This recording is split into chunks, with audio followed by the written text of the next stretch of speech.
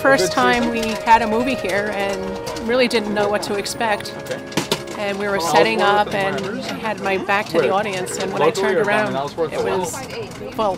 And the success was overwhelming, and we said, well, I think we hit on something here. When we did our first year with the film noir Under the Stars, one of the films we ran was The Thin Man, and we had a fairly young audience with a fairly older audiences. And the young audience, we're asking questions like, "They got away with doing that in 1932, really?"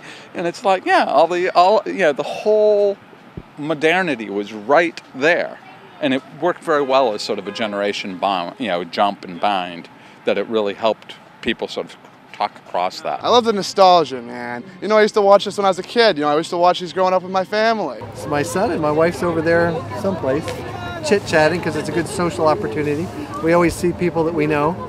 You can't beat the awesomeness that is Fantastic Voyage. You just can't. And plus it's outside, and that's just utterly fantastic. It's good weather. You just have to enjoy these things in the summer while you still can. We like the cause. We like the people. Like bringing new things to Bangor. They're cool movies. They're free. They give us something to do. That's right. Getting that sense of community that people stay after the film and talk about it.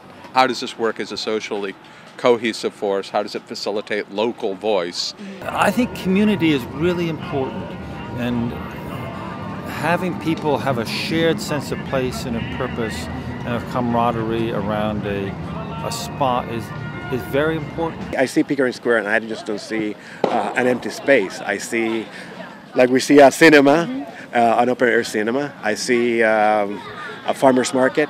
I see shops around it.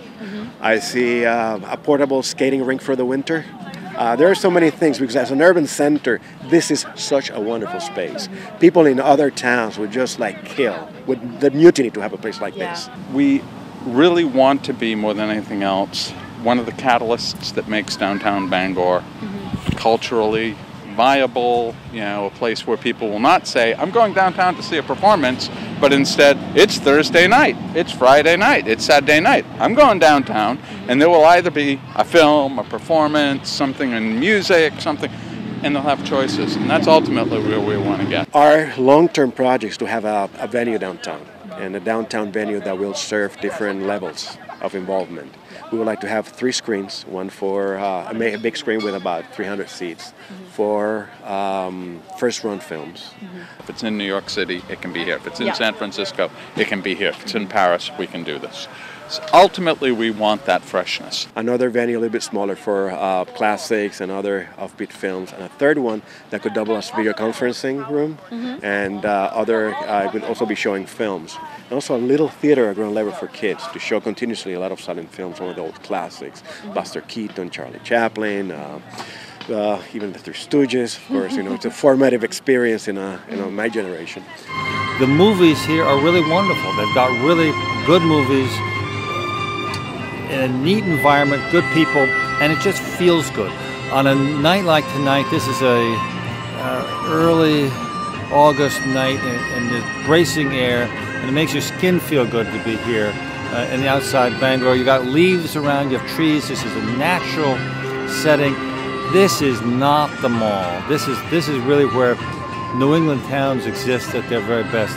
I think these are great movies. I like them.